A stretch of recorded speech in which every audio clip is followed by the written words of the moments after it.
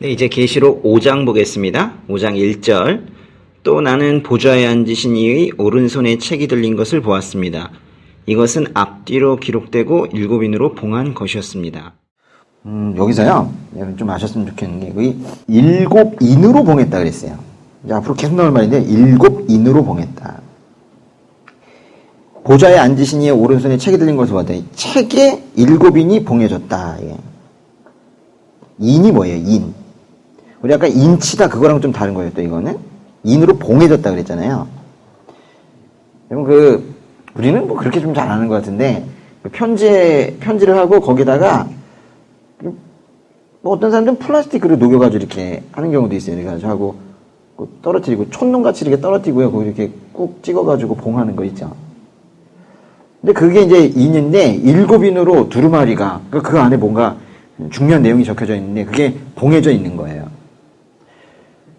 뭔가 감춰져 있는 겁니다. 이거를 떼야지 그 안에 있는 내용을 볼 수가 있고 이거를 떼야지 그게 그 안에 하나님께서 원하시는 그 내용이 실행이 되어 가거든요.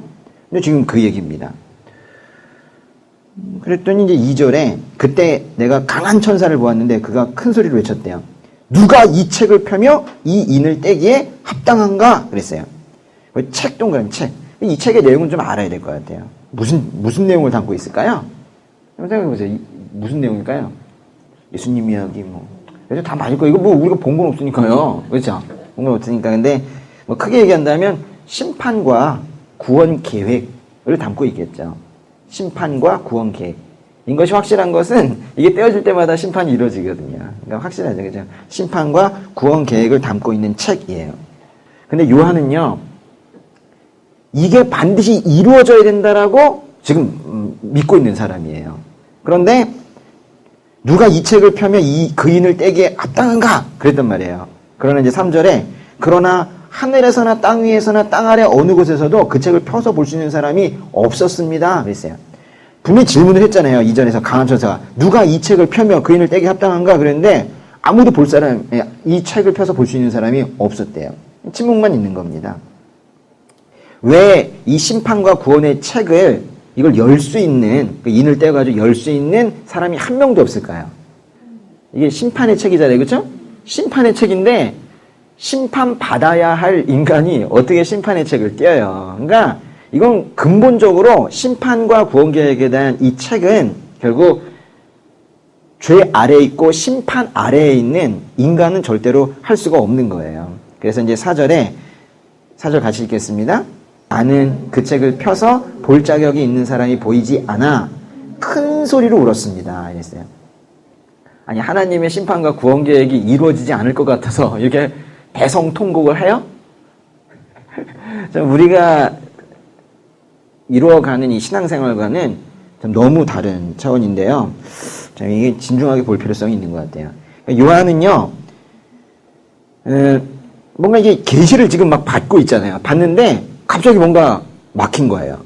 이게 구원과 심판 계획 이게 쭉 이어져 갈 거를 이제 기대하고 있었는데 이게 갑자기 안 되니까 막 낙담을 하고 큰 소리로 지금 울게 된 거예요. 하나님이 하시는 일이 중단된 것 같은 거예요.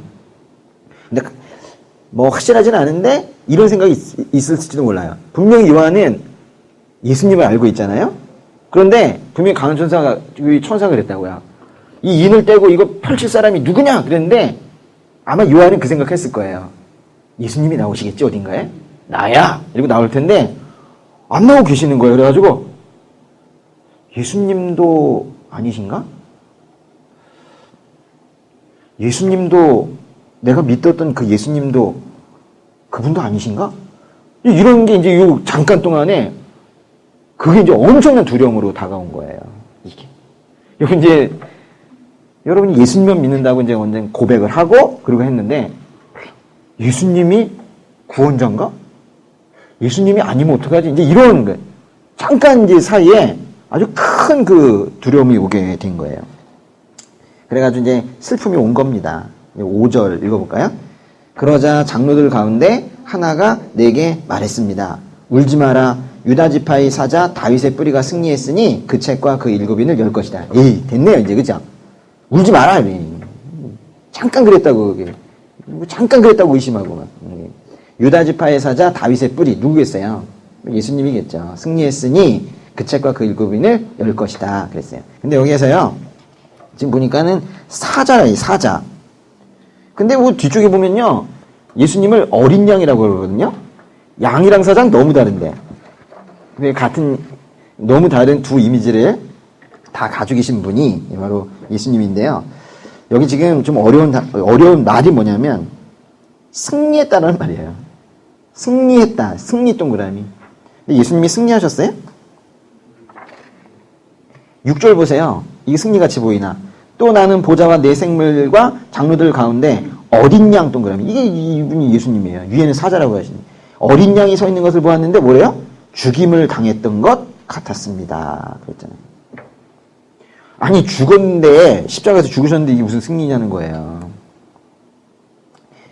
그러니까 이게 여러분 이거 잘 하셔야 돼요. 십자가에서 죽으신 게 왜 이기신 거예요? 아니 뭐 흔히 하던 얘기로 십자가에서 죽으시니까 뭐 죽음의 뭐 대가로 뭐 죄가 사해지고 그런 얘기하는 게 아니에요. 예수님께서 십자가에서 죽으신 게 왜 이기신 거냐고. 죽었는데 계획이 싫은 게 있으니까 비슷해요. 사단이 죽은 거 그것도 비슷해요. 그 계획안 마귀합니다. 근데 근본적인 건 따로 있어요. 십자가에서 여러분 죽고 싶어요? 아니잖아요.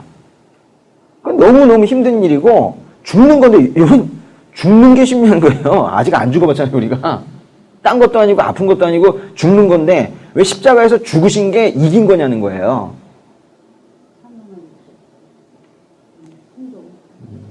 맞아요. 순종이에요. 하나님께서 하라는 대로 하셨기 때문인 거예요. 그게 답이에요. 뭘 이겼다고 하는 거예요? 하나님이 하라는 대로 한 게 그게 이긴 거예요. 다른 어떤 것보다도 그거에 무슨 죄사함의 효과 이건 다 둘째치고 하나님 아버지께서 그 아들 예수에게 죽어야 된다. 아니 그냥 죽으신 거예요. 그래서 그걸 한마디로 하면 충성입니다. 충성. 또 다른 말로 하면 순종. 그러니까 세상은 이거를 이겼다고 말하지 않아요. 응? 죽어라 했는데 죽은 거 있잖아요. 그걸 충성한 걸 이겼다고 말하지 않는다고. 근데 그거를 이 계시록에서는 이겼다고 하는 거예요. 근데 이게 단순히 계시록만 얘기하는 게 아니라 그러니까 제가 그랬죠. 보통 역사주의적해서 미래주의에서 자꾸 마음에 안 든다고 제가. 근데 저는 이걸 두고 무슨 사건을 생각해요. 이건 그냥 복음 아닙니까? 그렇잖아요. 그러니까 이 계시록이 딱 보면 복음인데 그걸 자꾸 달리게 해석하려고 하니까 저도 답답한 거예요. 아주 역설적인 거예요. 고난을 당하셨기 때문에 죽으셨기 때문에 이겼는데 왜 이겼냐? 하나님 뜻대로 죽으셨기 때문에 그런 거예요. 귀담아 들으세요. 진짜 세상에서 이기는 건 뭐라고요? 하나님 뜻대로 하는 게 이기는 거예요. 하나님 뜻이 여러분이 가난해지는 거면 가난해지면 이기는 거예요. 하나님 뜻이 여러분이 만약에 질병이 생기는 거면 질병 생겨도 이기는 거예요. 이긴다라는 거의 개념을 새로 가지셔야 돼요. 6절의 끝에 보시면은 이 눈들은 온 땅에 보냄을 받은 하나님의 7영 그랬는데 아까 하나님의 7영이란 말이 있었어요 앞에. 그 4장 5절에 4장에도 이 말이 있었거든요.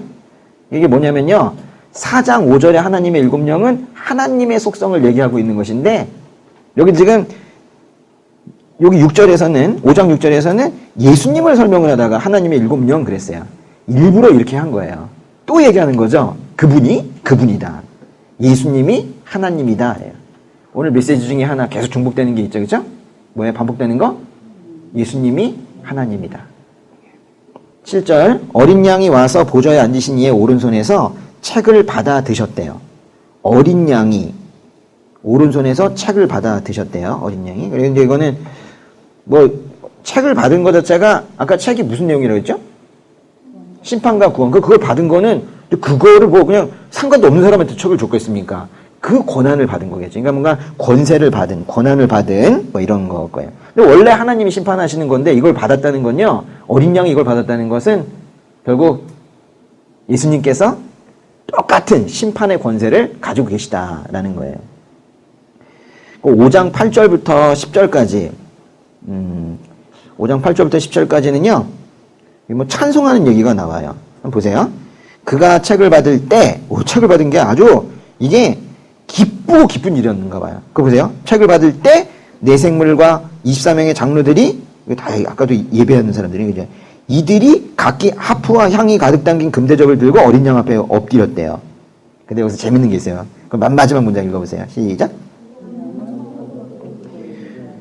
이게 지금 뭐냐면, 보세요. 예배하려고, 지금 이제 예수님께서 심판을 하시는구나. 구원의 이제 권세를 가지셨구나. 이래가지고 이제 기뻐가지고 예배를 하는데, 내 생물과 20명의 장로들이 각기 뭘 가져왔어요? 하프와 향이 담긴 대접을 가져온 거예요. 상상 한번 해보세요. 이 향이 담긴 이 대접을 가져온 거예요. 이거 왜 가져왔겠어요? 예물이죠, 예물. 이렇게 다 주님 앞에 이렇게, 하나님 앞에 내려놓는 거예요. 근데 그 향이 뭐래요? 성도들의 기도래요. 하나님 앞에 드릴 수 있는 최고의 예물은 기도라는 거예요. 우리가 기도에 대한 인식도 여기서 새로 할 수 있어야 되는 거예요. 하나님 앞에 뭘 딴 거 드릴 게 아니라 뭘 드려야 되는 거예요? 기도를 드려야 되는 거예요. 그러니까 기도가 가장 좋은 예물이다. 향이라고 표현했잖아요. 향으로. 예물을 좀 드리고 계십니까? 네. 기도가, 기도를 안 하면은 하나님 앞에 예물이 없어요. 없는 거예요. 지금 너무 중요한 내용이에요. 9절에요. 그들은 새 노래를 부르며 말했습니다. 새 노래가요. 우리 성경에 여기저기 많이 나오거든요. 시편에도 있고 하는데 다 똑같은 표현은 아니에요. 그러니까 막 이게 그거다 이러면서 하면 돼. 새 노래 부르며 말했습니다. 여기서 새 노래는 딸리 말할 것도 없이 그 다음에 그 따옴표로 되어 있는 거 있죠. 그게 새 노래의 내용이에요. 노래 가사가 다 있는데 뭐 그죠? 주는 그 책을 취해 인들을 떼기에 합당하십니다. 예수님께서 유일하게 이제 심판을 하실 수 있는 분이래요. 근데 왜 예수님을 심판자라고 하실까요? 하나님 원래 심판자인데 왜 예수님도 심판자냐? 그렇죠? 네, 그런 표현도 있는데 사실은 예수님만이 하나님의 심판을 피하게 하실 수 있는 분이죠. 응? 예수님만이 하나님의 심판을 피하게 하실 수 있는 유일한 제물이시거든요. 예수님 말고는 하나님의 그 역정나심을, 하나님의 진노하심을 도저히 누그러뜨릴 분이 없는 거예요. 아버지 참아주세요. 얘가 저를 따릅니다. 그런 거예요. 유일하신 분이다. 10절에요. 그들로 우리 하나님께 나라와 제사장들이 되게 하셨으므로 그들이 땅 위에서 왕노릇하게 되었대요.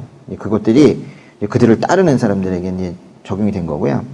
그 5장 11절, 12절, 5장 13절, 14절도요. 그게 다 거기 지금 찬송하는 내용들이거든요.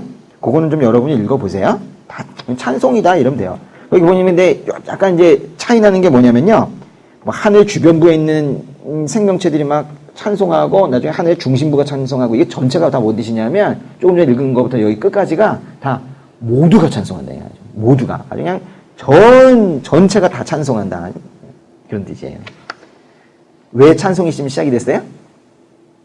예수님께서 책 받으신 것 때문에. 그죠? 어린 양이 책 받은 거, 그거 하나 가지고. 야, 그분이 심판의 권세를 주셨구나. 라는 그게 이렇게 기뻤던 거예요, 이들에게. 제가 6장을 좀 하고 싶어가지고 제가 좀 빨리 왔어요. 제가 이 계시록에 키가 여기 있어요. 6장에. 제가 요거까지 하면은 제가 하고 싶은 데까지가 있거든요. 6장에 얼마 없어요. 이게 조금 여기까지인데 3장밖에 안 되는데 그거하고 오늘은 이제 그만 마칠 거예요. 그렇죠? 근데 정말 중요한 부분이어서 그렇습니다. 나는 어린 양이 7인 가운데 이제 중요해요. 아까 그 책이 그 인으로 이렇게 7인으로 봉해져 있었는데 이제 떼기 시작을 하는 거예요. 7인 가운데 하나를 떼시는 걸. 그 밑줄 쳐보세요. 7인 가운데 하나를 떼시는 걸 보았대요. 떼면 어떻게 되는 거예요? 근데 이게 이제 하나를 뗀다고 해가지고 이게 뭐 전체가 다 풀어지진 않지만은 이제 성경에 하나를 뗀다. 이게 뗀다는 게 뭐냐면 실행한다는 거예요. 실행. 시작한다는 거예요. 시작한다. 이게 뭔가 시작이 되는 거예요. 아까 심판과 구원의 책이라고 했으니까 뭔가 심판이 시작이 되겠죠. 마지막 때 일어날 이 심판들에 대해서 지금 얘기를 하는 겁니다. 그리고 나는 내 생물 가운데 이 내 생물이 중요한 역할을 하는 건가요? 하나가 천둥 같은 소리고 오라 하고 말하는 소리를 들었습니다. 그랬어요. 그래서 2절에 보니까요. 그때 나는 보았습니다. 흰 말이 있는데 그 위에 탄 사람이 활을 갖고 있었고 그에게 면류관이 주어졌는데 그는 나가서 이기고 또 이기려 했습니다. 여기 보시면 2절에 흰 말 나오죠. 3절에 또 나오라고 했고 4절에 그래서 붉은 말이 나오고 5절에 검은 말 나오고요. 그리고 8절에 푸르스름한 말 나오고요. 네 말이 이제 인이 하나가 떼어질 때마다 말 넷이 나오고 그 위에 이제 탄 사람이 나오는데요. 이런 환상이에요. 이거 이제 이 환상 무슨 색깔 나온 거예요? 그러니까 흰색, 붉은색, 검은색, 푸르스름한 색. 그럼 녹색인 거죠, 그렇죠? 푸르스름한 색, 뭐 청황색, 뭐 이런. 한번 머릿속에 떠올리세요. 흰색, 빨간색, 검은색, 푸르스름한 색. 그래가지고 어떤 사람은요, 이걸 이렇게 얘기하는 사람들이 있어요. 전 절대 동의하지 않지만, 그러니까 이거를 갖다가 뭐라 그러냐면, 요 네 개 색깔을 잘 모으면 이슬람 국가들의 국기는 거의 이 색깔로 되어 있다는 거예요. 보면 또 실제로 그래요. 그래가지고 막 화면에 탁탁 보여주면서 이렇게 하면은 사람들이 오, 그러네. 제가 한동안 그런 거를 가지고 그렇게 살았었어요.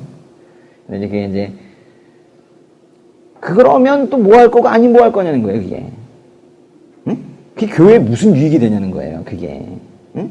이 복음 가득한 이 계시록을 그렇게 전 그걸 해석이 틀리다고 얘기하는 건 아니에요. 할 수 있어요.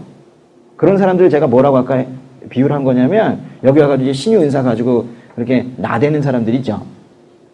뭐 아니라고 뭐 하긴 한데 믿음이 그렇게 건강하다고 얘기하기도 뭐한 이제 그런 거를 얘기를 하는 거예요. 그러니까 무조건 틀리다고 이렇게 얘기하면 안 돼요. 좀 그렇게 말하진 않습니다. 그래서 제가 저충주의라고 그냥 하는 건데 그렇지만은 이 계시록을 겨우 그게 이슬람이라고 이슬람 경계하라고 그렇게 줬겠냐 이거예요. 그게 아니라 믿음 지키라고 그렇게 준 거기 때문에 지금 우리가 해석하는 게 제가 이렇게 하면서 부족한 부분이 있지만 그래도 이게 건강한 거예요. 됐죠? 네, 건강한 거. 2절에 보면요. 그때 나는 보았습니다. 흰말이 있는데 흰말 동그라미. 그래서요. 이 흰말이 이게 아주 제일 논란이 많고요. 이게 아주 가장 해석이 분분한 부분이에요. 네 마리의 말 중에서 흰말은 좀 딴 거다. 쉽게 얘기하면 좋은 편. 나머지는 나쁜 편. 이렇게 얘기하고 넷다 다 똑같아. 뭐 이렇게 하는 게 있고요.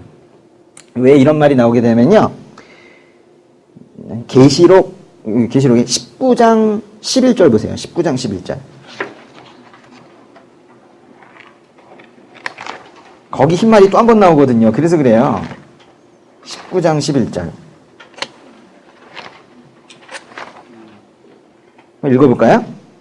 나는 하늘이 열려 있는 것을 보았습니다. 흰 말이 있고 그 위에 탄 사람이 있는데 그의 이름은 충성과 진실입니다. 그는 공의로 심판하고 싸우시는 분입니다. 누구 얘기하는 것 같아요? 예수님이겠죠. 충성.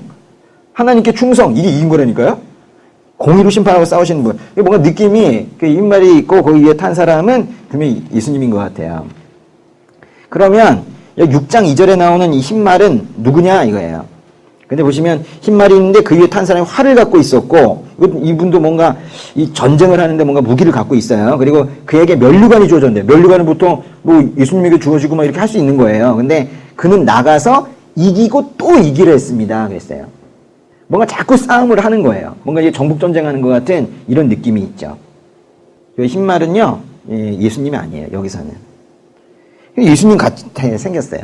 그렇죠? 여기서 이제 중요한 게 뭐냐면은 사단은 예수님으로 가장한다는 거예요. 사탄이 예수님으로 가장한다는 거예요. 그래서 이제 우리가 보면 미혹하는 자들이 나온다고 그러잖아요. 미혹하는 자. 그런데 여기에 미혹되는 해석들이 있다는 거예요. 그 정도로 이게 미혹이 되는 거예요. 그러니까 거치로 다 그리스도인 것처럼 그런 자가 나온다는 거예요. 이게 언제 이렇게 된다는 거예요? 이 마지막 때에 진짜 많잖아요. 지가 다 그리스도라고 그러잖아요. 아닌데. 제가 그랬죠. 진짜 그리스도는 결코 지금같이 거기 돌아다니는 그런 사람일 수 없어요. 그죠? 가신 대로 오신다고 그랬잖아요. 그분이 딱 오신다고요. 부활체 그분이 오신다고. 3절. 예. 두 번째 인을 떼실 때 나는 두 번째 생물이 오라 하고 말하는 소리를 들었습니다. 이제 계속 이제 둘째 인을 떼니까 이제 계속 뭔가 이제 심판, 고난 이런 것들이 이제 시작이 되는 것 같아요. 4절에 그러자 붉은 다른 말이 나왔는데 그 위에 탄 사람에게서 땅에서 평화를 걷어내고 사람들끼리 서로 죽이게 하는 권세가 주어졌고 또 그에게 커다란 칼도 주어졌습니다. 이게 지금 사람들을 막 죽인다. 이게 전쟁 얘기하는 것 같은데요. 일단 여기만 봐서 여러분이 갸우뚱하는 게 있어야 돼요. 이게 지금 보시면은 지금 말이 하나가 나왔잖아요. 그리고 그 위에 뭔가 타고 있잖아요. 근데 그 사람이 뭔가 누굴 막 죽이잖아요. 이거 좋은 거야, 안 좋은 거예요? 안 좋은 거죠. 근데 이 말이 나올 때 뭐 때문에 나왔어요, 지금? 내 생물이 오라. 그러니까 나왔잖아요. 아까 내 생물은 좋은 편이라며. 하나님 편이잖아요. 여기서 이 중요한 게 이거예요. 아니, 하나님 편에 있는 내 생물이 오라. 그러니까 말 하나가 나와가지고 이제 이기고 또 이기려고 하고 그리고 뭔가 사람을 죽이고 이렇게 한다는 거예요. 그러니까 세상의 정복 전쟁과 뭐 기근과 좀 뭐 사람들 간의 살육 이런 것들. 이게 이제 마지막 때에 이제 올 수가 있는데 지금도 계속 마지막 때니까 지금도 이런 게 있죠. 근데 지금 그거를 누가 시킨 것처럼 보이는 거예요. 하나님이 결국 시킨 것처럼 보이는 거야. 하나님을 대신해서 지금 내 생물이 오라. 그러니까 이제 와가지고 사람들 죽이고 뭐 이렇게 한 거잖아요. 그거 지금 그거 의문을 가지고 보셔야 되는 거예요. 그죠? 그래서 이제 조금 더 보시면은 4절까지 봤죠. 5절. 세 번째 인을 떼실 때 나는 세 번째 생물이 오라 하고 말하는 소리를 들었고 그때 나는 보았습니다. 이때는 또 건말이 나왔네요. 건말이 나왔는데 그 위에 탄 사람이 손에 저울을 들고 있었대요. 이 저울 동그라미. 이 저울은요, 뭐 해석하기 또 나름인데 보통 그 이제 구약적 기반에서 이 저울은 보통 이게 뭐 배고픔, 기근 뭐 이런 것들 얘기하는 게 기근. 왜 그 기근이라고 할까요? 사마리아성. 여러 가지 해석들이 있는데 제가 생각하기에 가장 이제 합당한 부분은 있는 것 같아요. 예전에 정말 기근이 많을 때요. 뭐 이집트에서도 그랬었는데 기근이 많을 때 이제 다 먹을 게 없잖아요. 그럼 사람들이 오면은 이게 퍼주는데요. 그걸 막 퍼줄 수가 없으니까 저울에 조금씩 달아가지고 이렇게 주는 거기서 이제 유래했다고 지금 보고 있는 거예요. 예. 그래서 기근이 아니다 이렇게 설명하는 경우도 있어요. 그럼 또 어쩔 수 없는 거예요. 예. 근데 뭔가 그럼 그게 아니면 우리는 어떻게 해석해야 되냐? 기근이라고 해석해도 되는데 그게 뭐냐 아니면 그래도 무슨 고난이고 심판이다 이 정도로 해도 충분한 거예요. 예. 몰라도 되는 게 있다 이게. 그렇지만 아는 데까지 해보려고 해야 되는 거예요. 그 다음에 6절에 그때 나는 내 생물 가운데서 더 어려운 말이 나오는데요. 나는 듯한 소리를 들었는데 1데나리온의 밀 1코이닉스요. 1데나리온의 보리 3코이닉스다. 올리브 기름과 포도주를 손상시키지 말라. 진짜 웃긴 말이죠.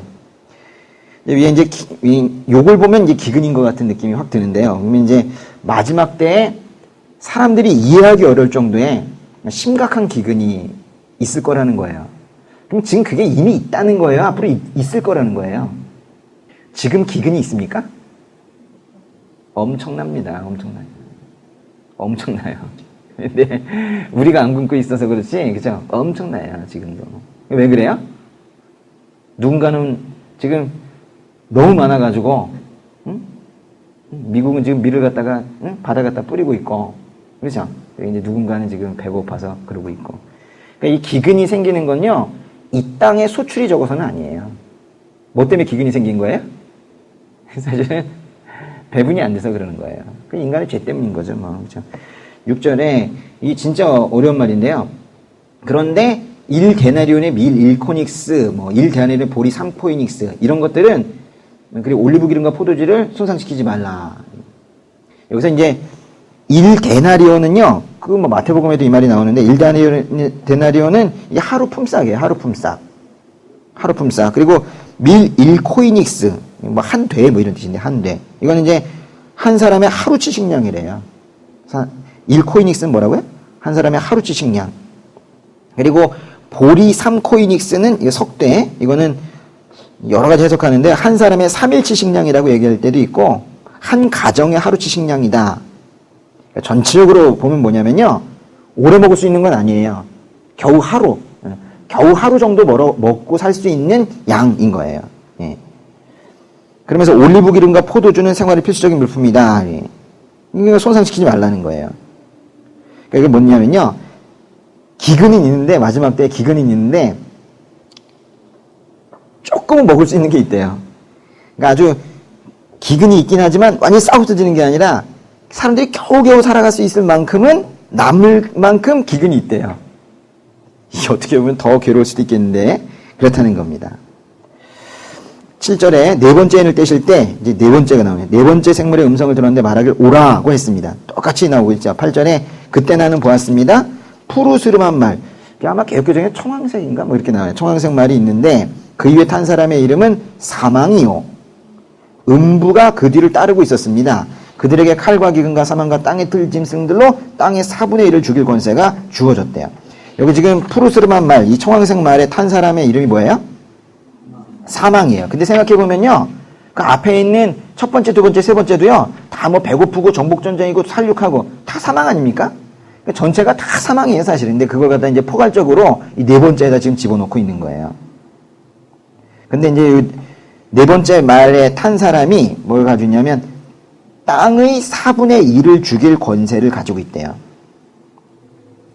이게 그렇다고 어느 한 지역에 적용이 되는 게 아니라 이제 전체 온 세상에 적용이 되지만 그 중에서 다 죽는 게 아니라 4분의 1로 죽이는 걸로 이제 제한이 된다라는 거예요. 그런데 이제 여기까지 보시고 다시 아까 얘기했던 그 문제로 또 돌아가 보자 이거예요. 지금 뭐 죽이고, 뭐 이렇게 하는데 이거를 이제 하나님 앞에 있는 좋은 편이라고 했던 네 생물이 오라. 그러니까 가서 죽이고, 오라. 그러니까 가서 죽이고 이렇게 했다는 거잖아요. 여러분 어떻게 생각하세요? 하나님께서 이 땅의 악을 조장하시는 분입니까?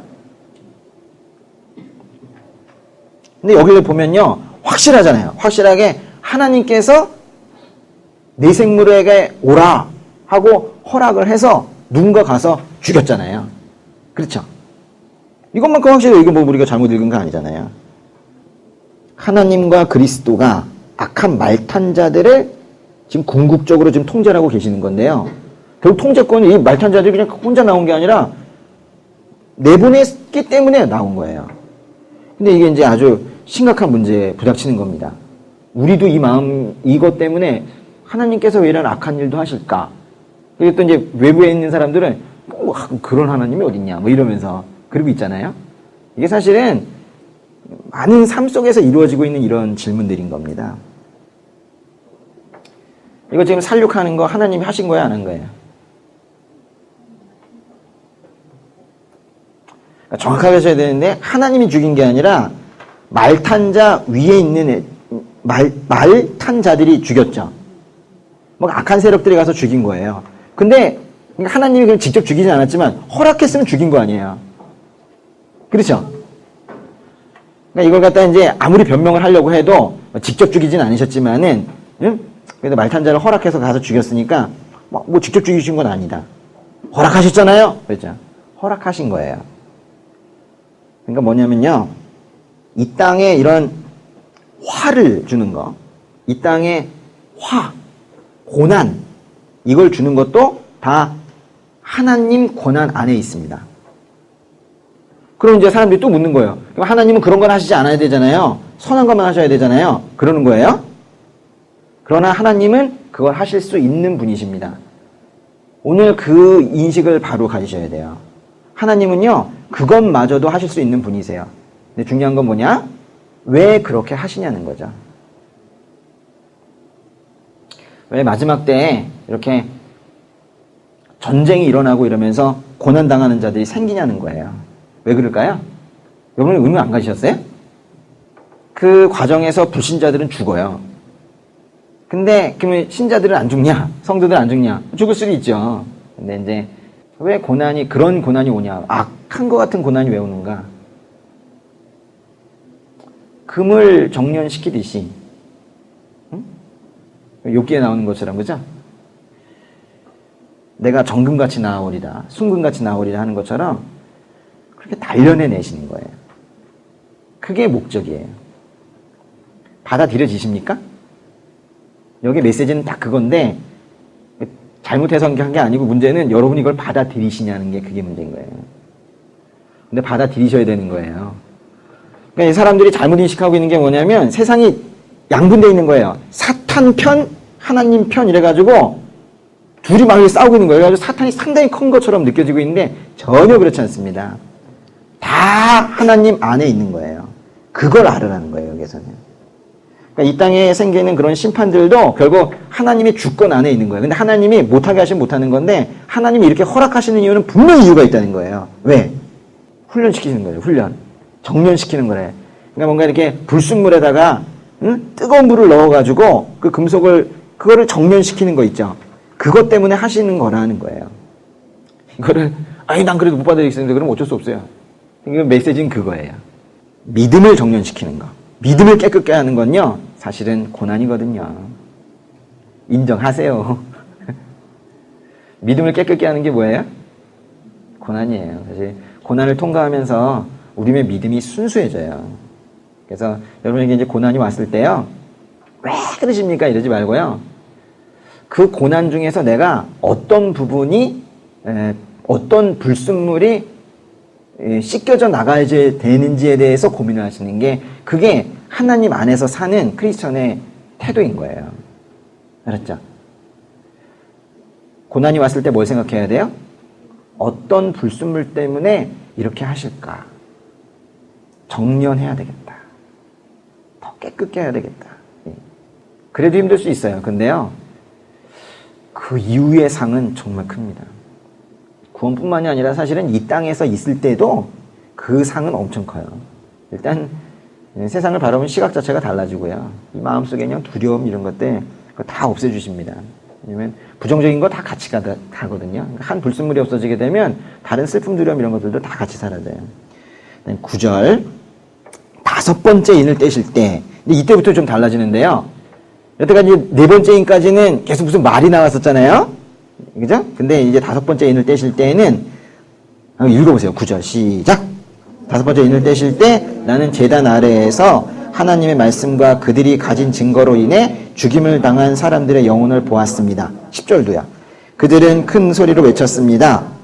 거룩하고 참되신 대주제여 언제까지 땅 위에 사는 사람들을 심판하시고 우리의 핏값을 갚아주지 않으시려는 것입니까? 아까 11절까지 한다고 그랬는데 거기까지 읽겠습니다. 그러자 그들 각 사람에게 흰옷이 주어졌고 그들은 그들과 같이 죽임을 당하게 될 그들의 동료 종들과 형제들의 수가 찰 때까지 잠시 더 쉬라는 말씀을 들었습니다.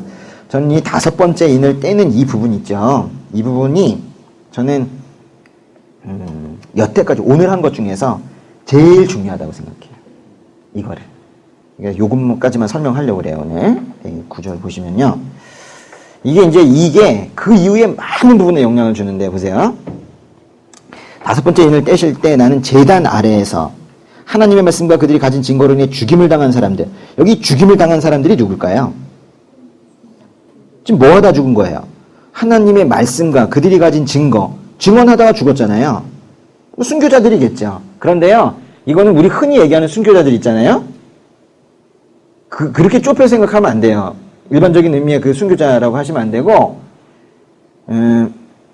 자신들의 믿음 때문에 고난을 당한 모든 성도를 말하는 거예요. 뭐라고요? 자신들의 믿음 때문에 고난을 당한 모든 성도. 자신의 죄 때문이 아니고, 그 얘기는 지금 계시록에 하지도 않는다고 했어요. 자신들의 믿음 때문에 고난을 당한 모든 성도들, 물론 순교자는 당연히 포함이 되는 거예요. 근데 이제 그들의 영혼을 본 거예요.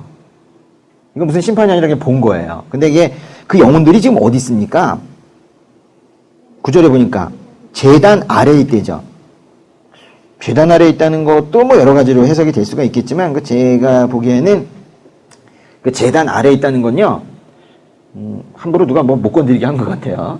제단에 보기에. 뭔가 그 순교자들의 영혼을 또 믿음을 끝까지 지키다가 저는 차라리 믿음 지키겠습니다. 그 거짓말 쳐서 장사하는 일. 이래가지고 만약에 이제 또 핍박당하다 죽은 사람이 있으면 그런 사람들 그거 다 모아가지고 그 제단 아래에다가 하나님께서 이렇게 지금 하늘에서 있는 일이에요. 하늘에서 이렇게 지금 품고 계시는 것 같아요.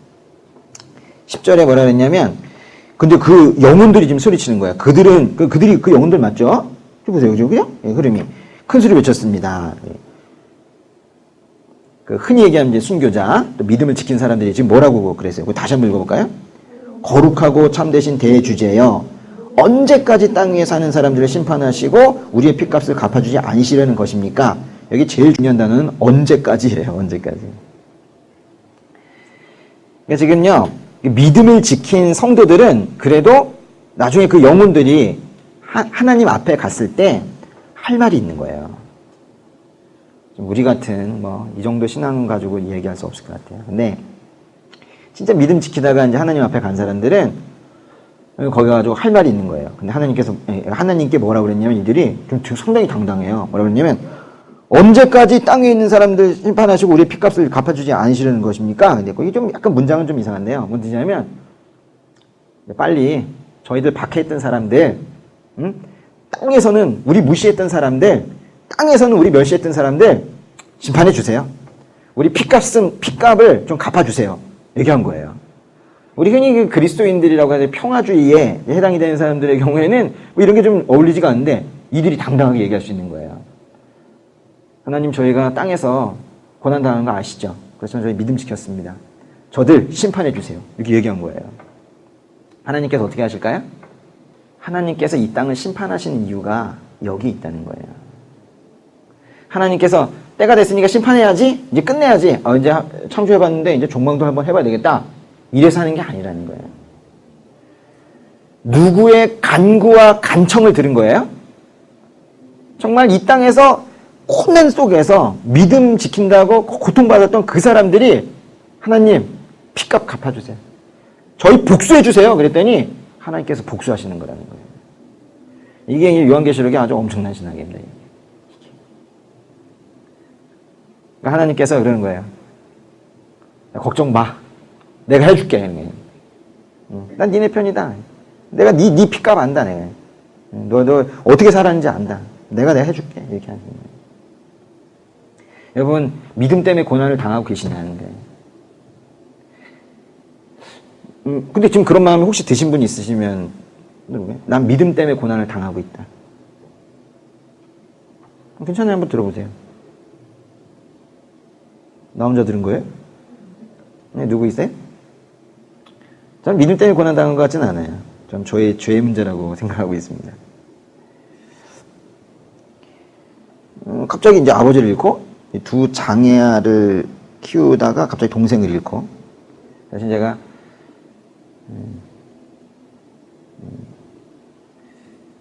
내일이 이제 동생 생일이에요. 그래가지고 이제 어머니가 며칠 전부터 너무 생각이 나나 봐요. 이제 동생이 이제 올해 갔잖아요. 올해 3월에 갔는데, 그러니까 이제 동생을 잃고 있는 저보다는 이제 아들을 잃은 이제 어머니가 며칠 동안 너무 힘들어하시는 거예요. 근데 그거 갖다 이제 또 유모가 저기 우리 선미자매가 그것도 채우려고 그렇게 또 애를 쓰고 있고 그런데 이제 이렇게 그렇게 살고 있는 제가 또 이제 어머니 입장에서 본다면은 뭐 남편을 잃고 자식을 잃고 또 뭐 장애아를 2명이나 키우는 그 큰아들을 보면서 사람들은 저를 어떻게 평가할까요? 이런 삶을 보면서 예수 믿더니 잘 됐다 야. 예수 믿는다면서 이게 뭐냐 이게. 응? 애들은 장애가 1명도 아니고 2명이고 어느 집이 그러냐 이러면서. 응? 그게 무슨 난 예수 안 믿는데 무서워서 예수 믿겠냐. 실제로 그렇게 말하는 사람이 있어요. 그리고 뭐 저희 집에 보면은 제가 이렇게 뭐 설교하고 이러고 그래서 제가 그날 딱 느껴요. 아, 오늘 은혜가 크다. 그럼 가보면 애들이 뒤집어져 있어요. 그 다음날 막 엎어지고, 그냥 토하고, 그리고 경기하고 쓰러지고, 그냥 다 까고 오고, 평생 계속 가는 흔적들이 남아있고, 막 그렇게 계속 그 삶을 지금 살고 있거든요? 계속. 그렇다고 저를 그렇게 막 멸시하시는 분들은 없는 것 같아요. 일단 제가 이렇게 멸시를 안 들으니까, 일단은. 안 들으니까. 근데 이제, 만약에 이제 그렇게 하시는 분들이 있거나, 저 뭐 예수 믿는 게 뭐 저러냐, 뭐 이렇게 하거나. 또는, 시험 떨어지고, 공부 그만뒀어요. 그래서. 또 그래, 직업을 이제 구하려고 하는데, 뭐 잘 안 되고. 그럼 이제 옆에 사람들이 여러분한테 그럴 수 있어요. 여기 막 코비면.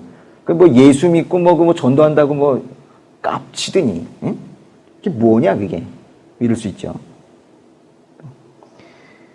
또 막 난 정직하게만 나는 주님께서 그래 하셨으니까 난 정직하게 장사할 거야. 이러다 보니까는 거짓말 조금 보태야지 돈이 들어오는데 그거 안 하고 이제 하다가 쫄딱 망했어요. 이래가지고 사람들이 예수 믿는다더니 이게 뭐냐. 예수 믿는다면 복 받는 거 아니야? 이러면서. 응? 예수 보기에는 경제적 풍요는 없냐? 뭐 이러면서 슬쩍슬쩍 이제 사람들이 조롱하고. 주님의 가르치는 대로 이제 살아보려고 하다가 이제 세상과 타협하지 않아서 이제 그렇게 우리의 삶에 이제 고난이 올 수 있다는 거예요. 그러면은 이 땅의 이 모든 영역에서 이제 불이익을 받고 사는 거예요. 그걸 이제 자기가 느끼는 거예요. 어쩌면요, 오늘도 그런 건지도 모르겠어요. 그럼 지금 공부하고 싶으신 분들 있죠? 네? 오늘 여기 올까 말까 고민하지 않았어요? 사람들이 그럴 수 있잖아요. 오늘 여기 온 것 때문에 주변에서 그랬어요. 거기 뭐 사경애니 뭐니 쫓아다니더니 잘 됐다. 시험 봐라 떨어진 거. 이럴 수 있잖아요. 조롱은요 계속 올 수 있죠.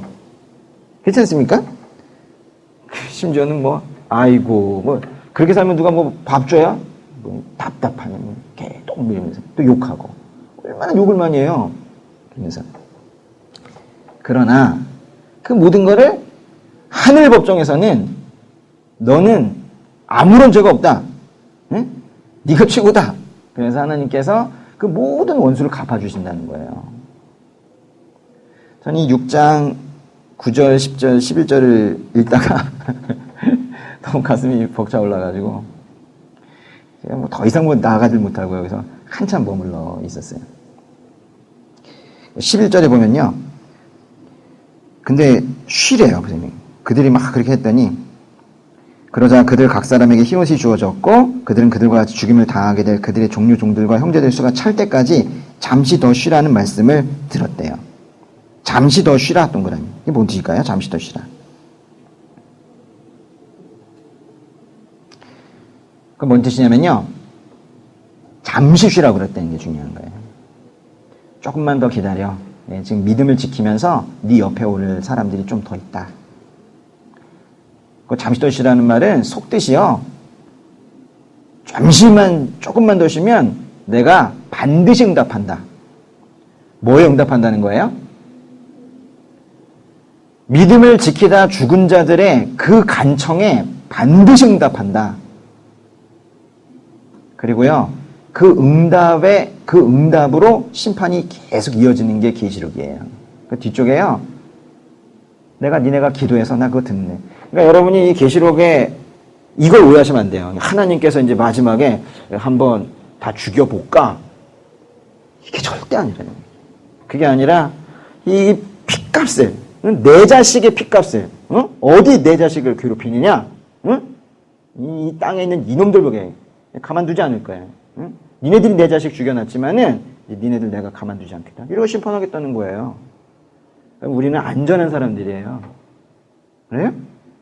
크리스찬들이 안전하다는 게 이거예요. 이 땅에는 고난이 있을 수 있는데 진짜로 살면 고난이 안 올 수가 없어요.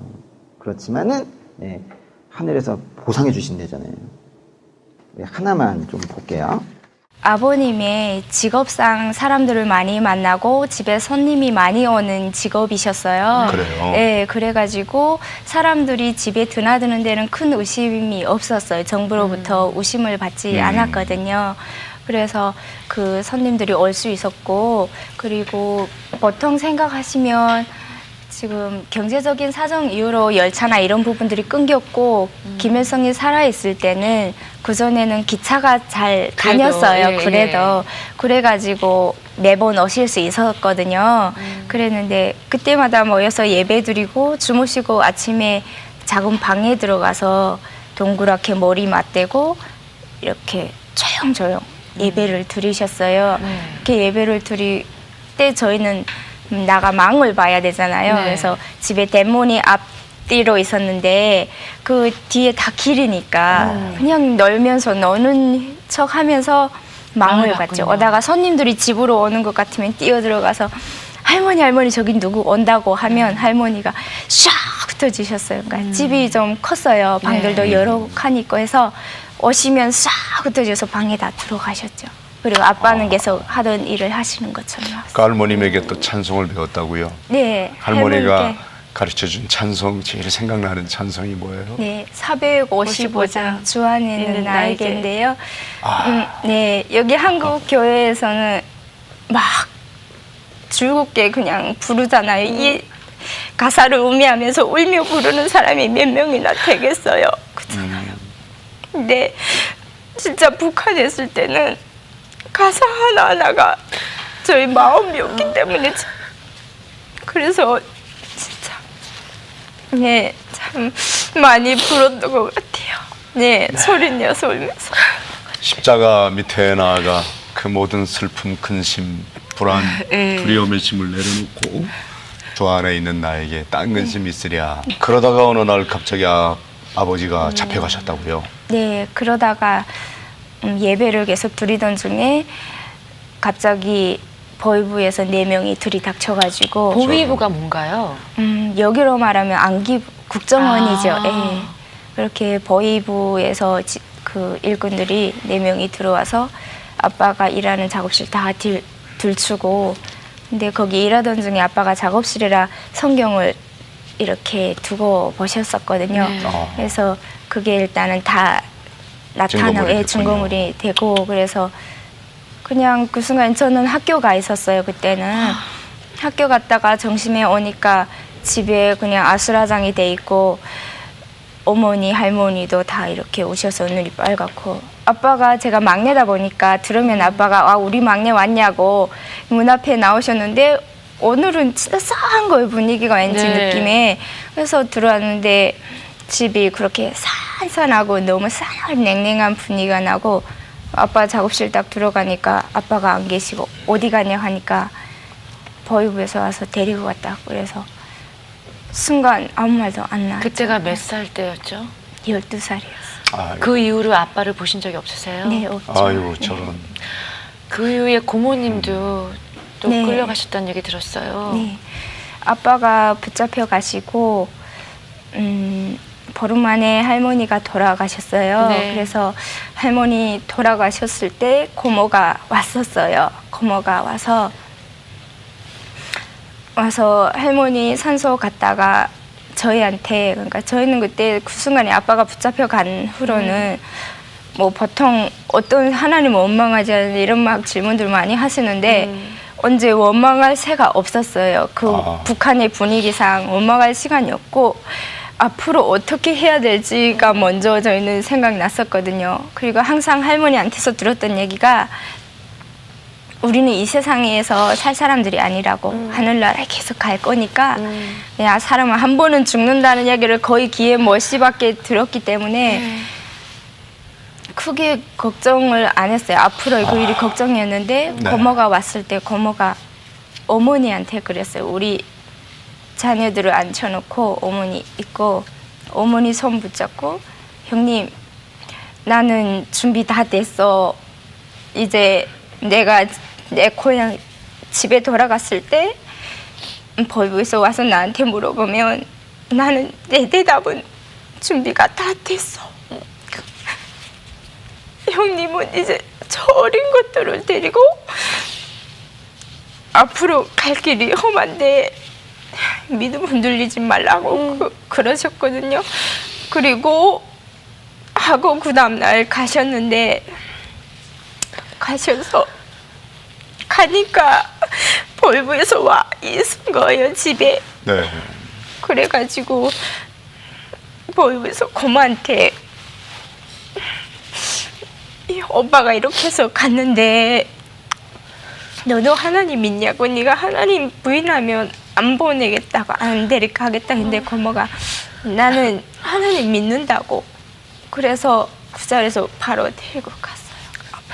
그 이후로 고모님 소식도 못 들으신 네. 거예요? 그 아버지가 끌려가시고 보이대로 네. 가족이 다 산속으로 추방당하셨다면서요? 네. 아빠가 붙잡혀 가시고 저희는 산속으로 추방되는데, 추방되어 갔을 때는 넓은 집에 있다 좁은 집에 가니까 그냥 죽이지 못해 보냈구나 이런 생각이 드는 거예요.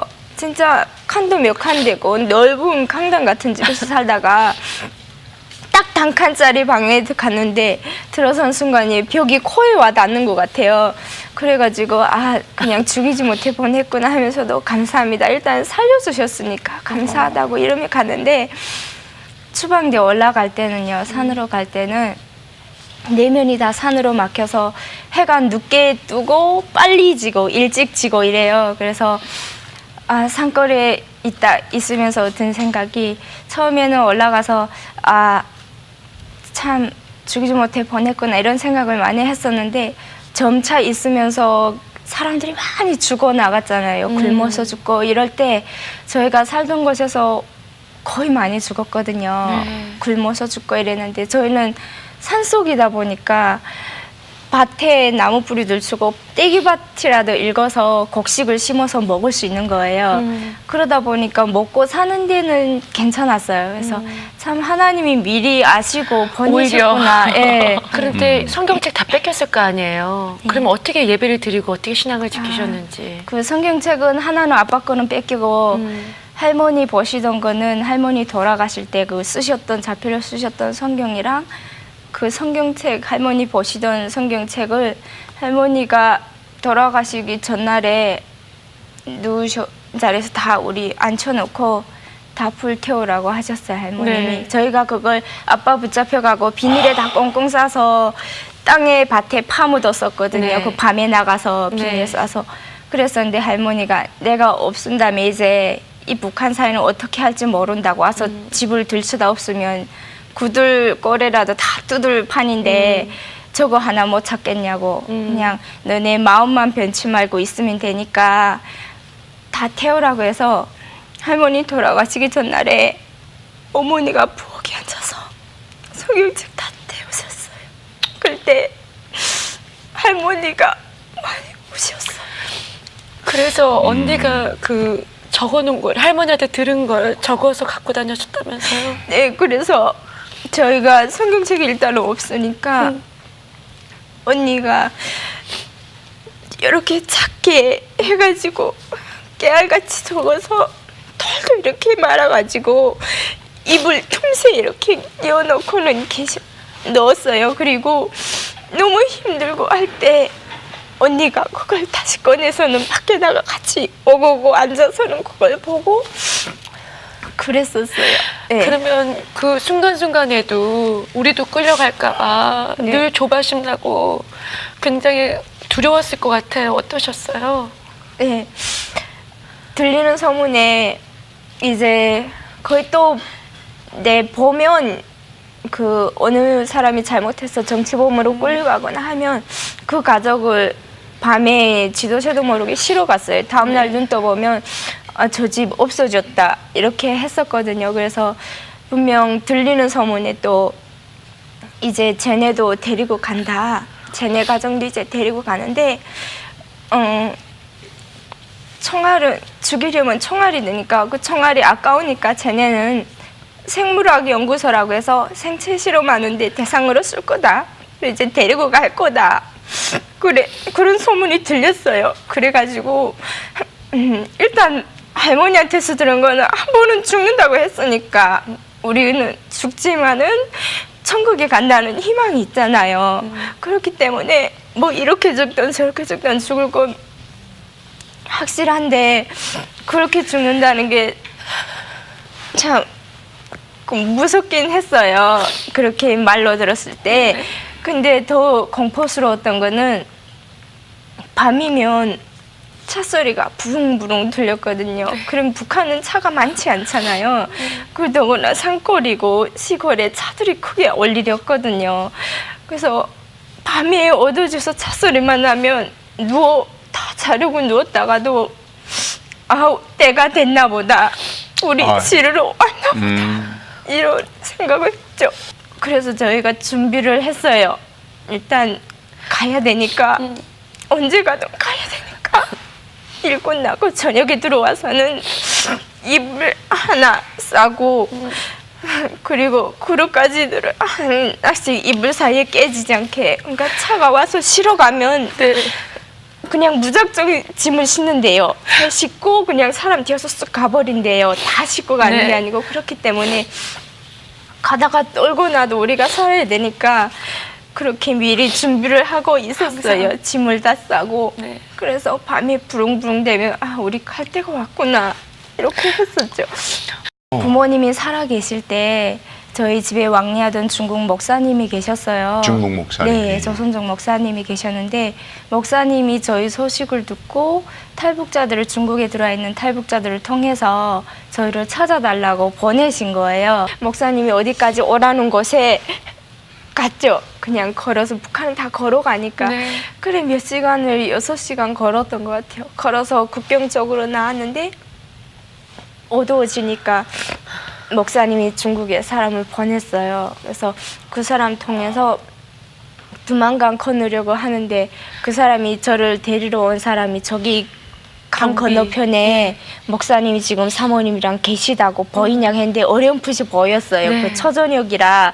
그래서 건너가지고 물이 깊지 않았어요? 그분이 저를 업고 건너셨어요. 남자분이셨는데. 네. 보니까 목사님 교회 집사님이셨거든요. 네. 그래서 업고 건너가니까 목사님하고 사모님이 차가지고 계셨어요. 그래서 네. 그렇게 해서 목사님 댁에 예, 네. 2달 반 있다 왔어요. 그 중국에 도착하자마자 충격받는 일이 있었다면서요. 네, 그러니까 제가 도착한 다음 날이 수요일이었어요. 그래서 수요 예배 드리러 가자 목사님이 그래서 수요 예배 드리러 저녁에 나가는데 저기가 우리 교회다 하며 가르 이렇게 손질하신 데 보니까 십자가가 불이 켜져 있고 가까이 가니까 막 찬양하고 막 찬양 소리가 밖에 막 울려 퍼지는 거예요.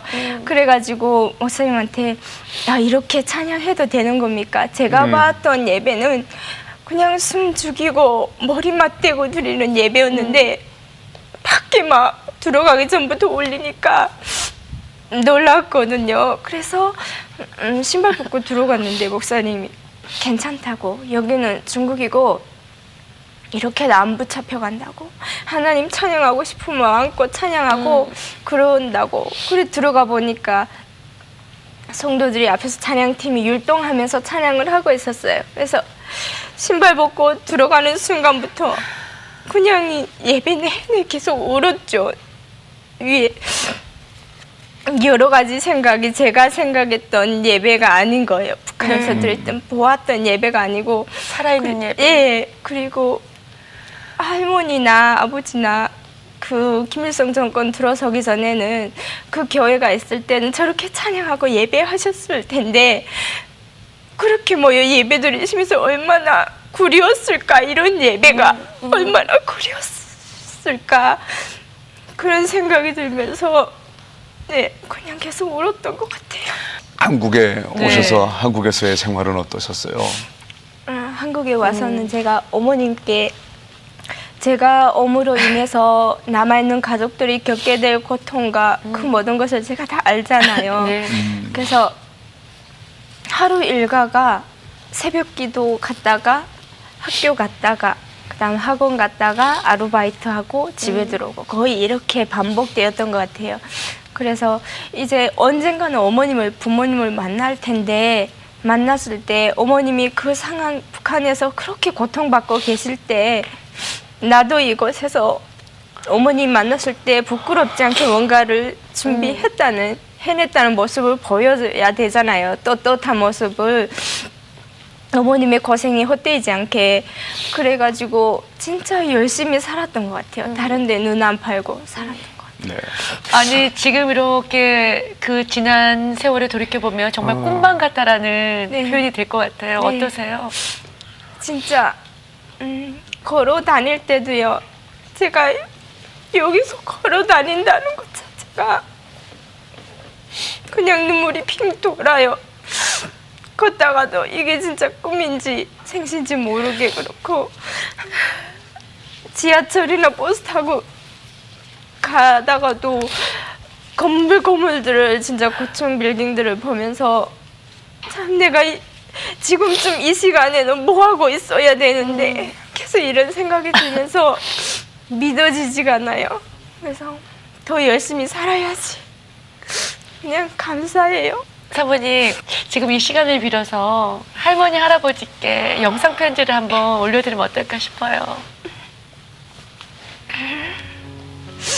할머니, 어린 손주가 이렇게 컸어요. 보고 계시죠?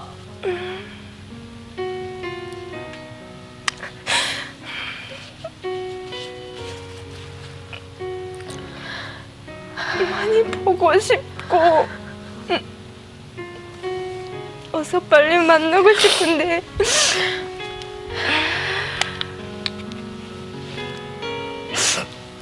그래도 건강하게 잘 지내고 있으니까요.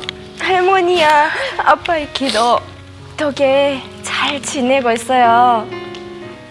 그리고 그곳에서 생각지도 못했던 한국 땅에 와서 내가 하고 싶은 일도 하고 북한에서 그 핍박 가운데서 서로 마음 놓고 가정이 얘기도 잘 못 나누고 얘기하려고 해도